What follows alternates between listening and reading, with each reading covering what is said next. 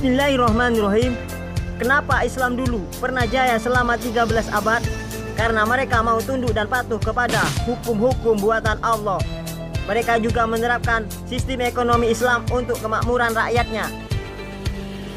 Mampukah sistem ekonomi sekuler memakmurkan rakyatnya?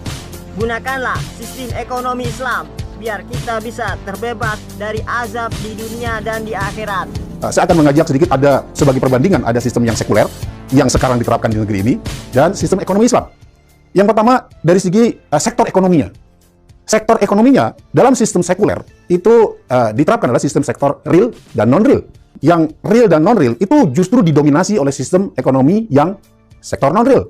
Contohnya misalnya perdagangan saham, perdagangan valuta asing, lalu perdagangan komoditi-komoditi ekonomi lainnya yang sering disebut dengan future trading.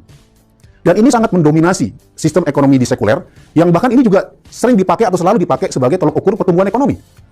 Dan sistem ekonomi yang seperti ini, sistem non-real yang seperti ini jelas-jelas sudah dipastikan tidak akan bisa mengantarkan kesejahteraan masyarakat di seluruh negeri. Nah, sementara dalam sistem ekonomi Islam hanya menggunakan sistem sektor real. Artinya, sistem yang non-real yang tadi saya sebutkan tidak akan dipraktikkan atau tidak akan diterapkan dalam sistem Islam. Nah, ini yang pertama, dari segi sektor ekonominya. Kalau sektor ekonomi yang diterapkan sektor real, maka ini akan dengan sangat mudah kita melihat atau mengukur kesejahteraan masyarakatnya. Karena sistemnya perdagangannya perdagangan langsung. Kalau di sistem sekuler itu lebih banyak perdagangan tidak langsung. Sehingga sektor non-real itu tertutup oleh sistem yang non-real. Yang berikutnya, yaitu asas kepemilikan. Ya, atau bagaimana dalam konteks ini misalnya kepemilikan umum ataupun kepemilikan individu yang dikelola oleh negara, dari segi aspek kepemilikannya, kalau sistem sekuler, ya, sistem sekuler itu dia hanya berbasis kepada asas manfaat. Artinya, manfaat yang diperoleh dari kepemilikan tadi itu didasari atau berdasarkan tolok ukur manusia. Nah, sementara dalam Islam, tolok ukur asas kemanfaatnya adalah halal dan haram. Artinya, dalam konteks bagaimana cara memiliki sesuatu dari aspek kepemilikan dan bagaimana menggunakannya, itu tolok ukurnya dalam Islam hanya halal dan haram, bukan asas manfaat. Sebab kalau asasnya manfaat, nanti terserah mau halal atau haram, karena dilihatnya manfaat, itu menjadi tolok ukur sekuler. Sementara Islam, kalau dia halal, bisa dipakai. Kalau dia haram, maka kepemilikan itu tertolak. Ya. Inilah dalam sistem Islam. Yang menarik lagi sekarang berikutnya adalah mata uang.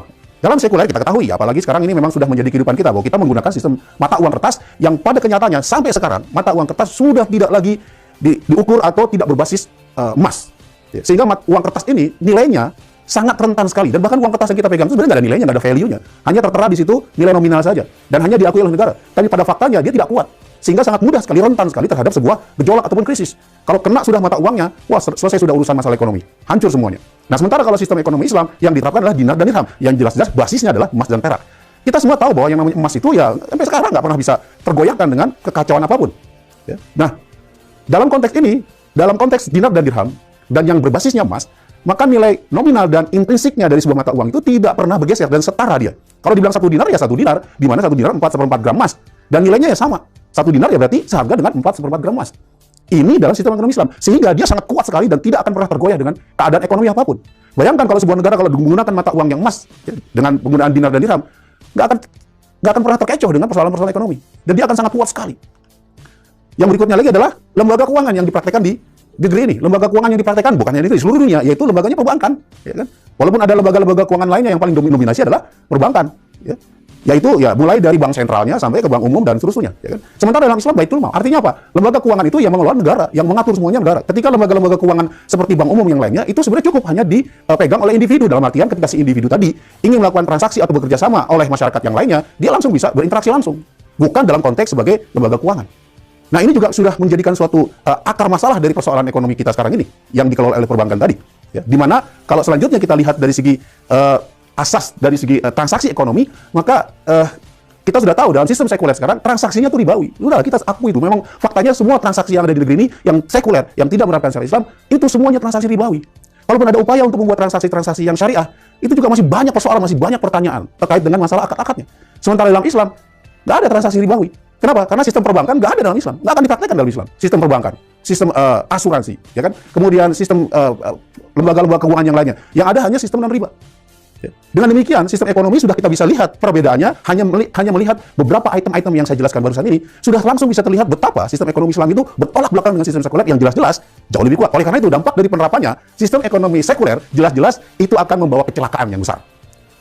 Celakanya bukan hanya sekedar di dunia, tapi di akhirat. Nah, sementara kalau menerapkan sistem ekonomi Islam, maka kita akan selamat dunia dan akhirat.